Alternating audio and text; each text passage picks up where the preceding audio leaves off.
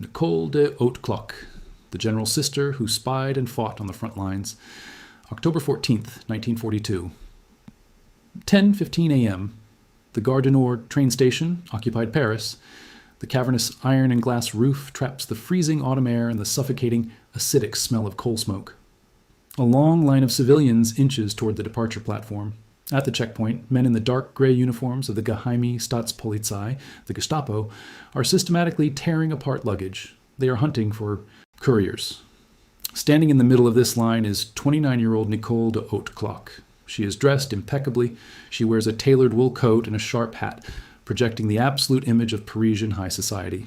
But beneath her calm, polished exterior, her heart is hammering a frantic, violent rhythm against her ribs. Sewn into the silk lining of her elegant leather handbag is a densely packed roll of microfilm. It contains detailed, highly classified logistical timetables of German troop trains heading to the Eastern Front, alongside maps of coastal defenses. If the guards find it, she will not just be arrested. She will be dragged to the torture chambers of Avenue Foch, broken for information, and thrown against a firing squad wall. The passenger directly in front of her, a middle-aged man, is suddenly pulled aside. A German guard dumps his suitcase onto the concrete floor, violently kicking his personal belongings apart. It is Nicole's turn. A Gestapo officer steps into her path. He holds out his hand, barking an order in German, demanding her papers and her bag. Nicole does not tremble. She does not look away. Instead, she draws upon a lifetime of aristocratic confidence. She lets out a sharp, irritated sigh. She hands over her identification papers with a look of absolute, icy disdain. She looks at the heavily armed German officer not as a conqueror, but as an incompetent, bothersome bellboy who is wasting her valuable time. The officer hesitates. He is conditioned by the strict, class-obsessed hierarchy of his own military. He checks her perfectly forged travel permit. He looks at her pristine handbag. He feels the crushing weight of her arrogant, unblinking stare. He hands the papers back. He waves her through. Nicole de Hauteclocque walks onto the platform, her lethal cargo secure. She knows that to survive the shadow war, you cannot always hide in the dark. Sometimes you have to stand right in the light and dare the enemy to look at you. To understand the terrifying nerve required to bluff the Gestapo, we must first address a long-standing historical myth. If you search the archives, you will often find Nicole's name burdened by a common misconception. Many texts, and even the title of her own legend, mistakenly identify her as the sister of the famous Free French commander, General Philippe Leclerc de Hauteclocque. It is a classic symptom of a society that struggles to define a woman's heroism without tethering it to a famous man. In truth, Nicole was his cousin by marriage. She was born Nicole de Saint-Denis. But make no mistake, she did not need to share the general's bloodline to share his absolute, terrifying refusal to surrender.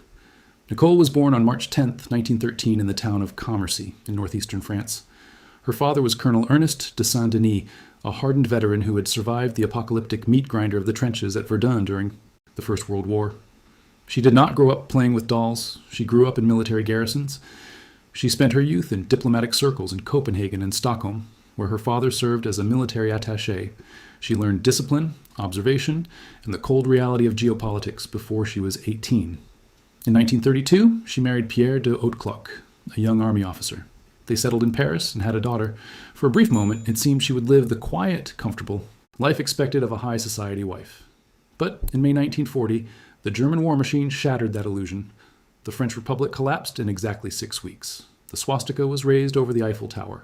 Pierre, refusing to accept the armistice, abandoned his post in France, crossed the English Channel, and joined General Charles de Gaulle's Free French forces in London.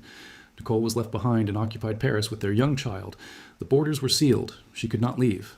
But her military upbringing, the blood of a Verdun survivor in her veins, meant she absolutely could not submit.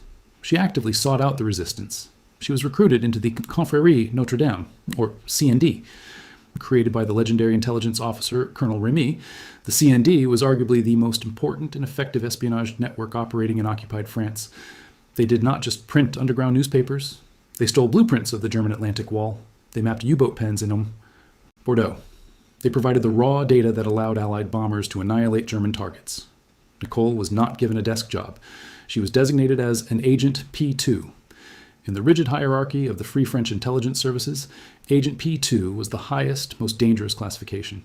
It meant she was a full-time active combatant. It meant she had severed ties with normal civilian life, dedicated entirely to clandestine operations.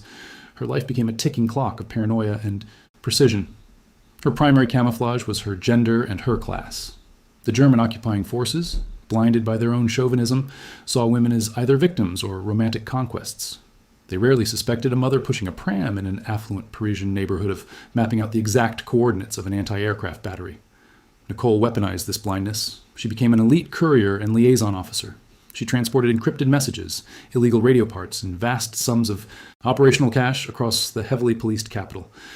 The operational security was terrifying. C&D agents communicated through dead drops, a hollowed-out brick behind a bakery, a specific chalk mark on a lamppost. If a fellow agent failed to show up for a scheduled rendezvous, the immediate assumption was capture.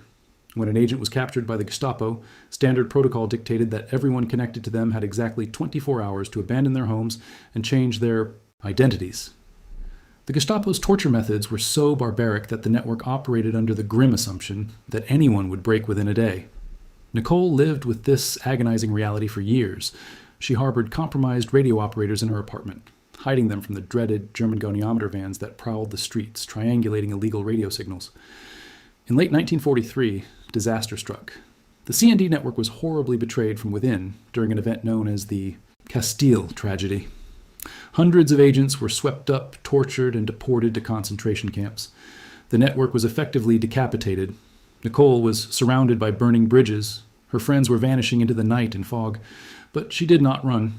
She stayed in Paris, using her vital contacts to help stitch the shattered remnants of the intelligence web back together. She survived the winter of 1943. She survived the spring of 1944. And then August arrived. The Allies had broken out of Normandy. They were racing toward the Seine. Inside Paris, the tension was a physical weight. The resistance networks knew that Hitler had ordered the city to be burned to the ground rather than surrendered. On August 19, 1944, the Shadow War ended and the Urban War began. The Paris police went on strike and seized their headquarters. The French forces of the interior called for a general insurrection. The citizens of Paris rose up. Nicole de Hauteclocque shed her high society camouflage. The time for sneaking microfilm past checkpoints was over. She took to the streets. Paris transformed into a battlefield. Citizens tore up the ancient cobblestones, felled massive trees along the boulevards, and overturned burning German trucks to build massive barricades. Nicole, drawing on her deep understanding of military logistics, was right on the front lines. The sensory overload was absolute. The suffocating heat of the August sun mixed with the smell of cordite, burning rubber, and spilled blood. German Panther tanks roamed the avenues, firing high explosive 75mm shells directly into residential buildings. The resistance fighters were wildly outgunned. They fought with captured carabiner, 98K rifles, hidden revolvers, and crude Molotov cocktails. Nicole helped coordinate the movements of the partisan squads, transmitting real-time intelligence on German strongpoints and sniper nests. She watched men and women she had worked with for years bleed out on the cobblestones. The fighting was vicious, a desperate close-quarters brawl for the soul of the capital. Then came the evening of August 24th. The deep, mechanical roar of heavy armor echoed from the southern suburbs. But these were not German tanks. They were M4 Shermans, painted with the Cross of Lorraine. It was the vanguard of the French 2nd Armored Division. The division was commanded by General Philippe Leclerc de Hauteclocque, her husband's cousin. The Free. French forces had finally arrived to relieve the exhausted resistance. The city erupted in a delirium of tears, gunfire, and ringing church bells. Nicole stood on the barricades, her clothes covered in the dust of her liberated city, watching the tanks roll in. She had fought the German Empire from the inside, holding the line until her family could break through from the outside. When the Second World War finally ended in May 1945, a grim pattern emerged across Europe. The women who had carried the bombs, operated the radios, and commanded the barricades were politely asked to step aside. The newly restored governments wanted to project an image of traditional masculine military strength. Many female veterans were stripped of their temporary ranks and pushed back into the domestic sphere, their incredible sacrifices erased from the official narratives. They tried to do this to Nicole. She absolutely refused. She had not survived the Gestapo to go back to being a silent housewife. Her service in the shadows was recognized with the highest military honors the French Republic could bestow. She was awarded the Croix de Guerre with palms, the Médaille de la Résistance with a rosette, and she was inducted into the military division of the Légion d'honneur, an exceptionally rare distinction for a woman. But medals were not enough. Nicole understood that true power lay in shaping the future of the country she had fought to save. She entered the brutal, male-dominated arena of French post-war politics. She became a fiercely loyal Gaullist, aligning herself with the political movement of Charles de Gaulle. She brought the same ruthless efficiency and iron will to the political battlefield that she had used as Agent P2. She was elected to the National Assembly. But her greatest triumph came in her beloved city. In 1972, Nicole de Hauteclocque achieved what would have been unthinkable 3 decades earlier. She became the very first female president of the Paris City Council. She went from hiding from German patrols in the gutters of Paris to receiving queens, presidents, and foreign dignitaries at the Hôtel de Ville. She shaped the urban development, the social policies, and the modern identity of the capital. She served her country continuously until her death in 1993 at the age of 79. Nicole de Hauteclocque's story is a profound lesson in how we remember our heroes. For decades, the easiest way for history books to categorize her was to simply call her the General's sister.